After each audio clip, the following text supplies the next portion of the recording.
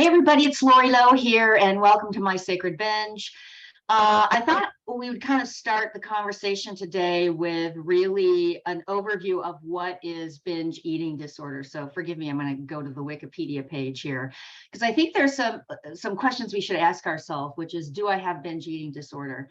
And I'm not trying to label anybody with like this ugly stick of the binge eating disorder. I only know for me that when I could say those words out loud, so much shame I had about that being the way I'd lived my life for so long just really got released. So one of the things, as I said, I've been studying what is binge eating disorder, and there is the physical symptoms of being a binge eater, and then there is the food industry, the weight loss industry, there is the social media, our cultural societal issues around the side effect of having binge eating disorder, which is being obese or overweight. So this is a relatively new diagnosis in the DSM-5, which is the Diagnostic Manual for Psychological Conditions or diagnoses. So, okay, so the DSM-5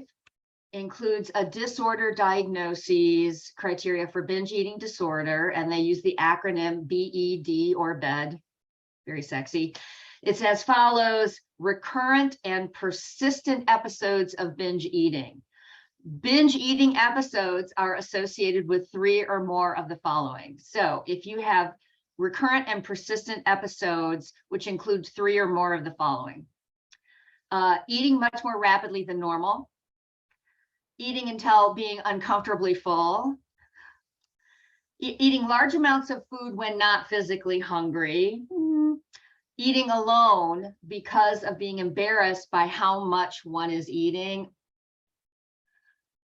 feeling disgusted with oneself, depressed, or very guilty when overeating. So those last 2 have been one of the things that have tortured me the most about binge eating disorder.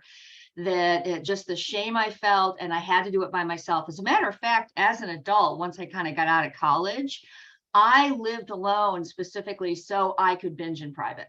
I, had to pay more for apartments and all that kind of stuff because I just couldn't stand the fact that somebody would see me, eating food. So the other part of that diagnosis is marked distress regarding binge eating. I was just describing that.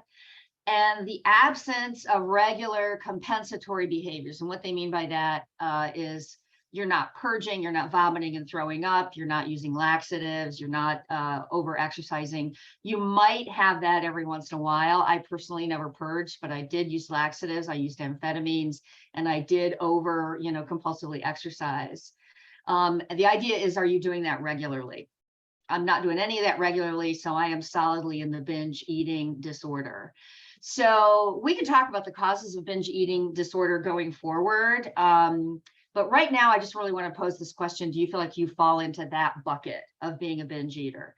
If so, what I'm learning is once you start to look at that in terms of what the critical causes of it are and how it affects your brain and your body and your emotions, there's actually room for healing in there. And that's what I'm wanting to develop a program around, wanting to develop information around. So I don't want anybody to feel like, excuse me, I'm just going to control my desktop here again.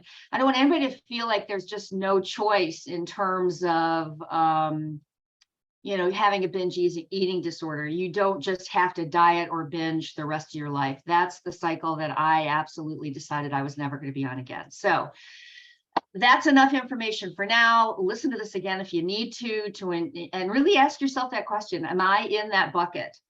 And if so, do I want to look closely at it from a scientific perspective with curiosity and compassion for myself? That's where the opportunity for awareness and healing comes from. So, okay, guys, I'll talk to you soon. Thanks.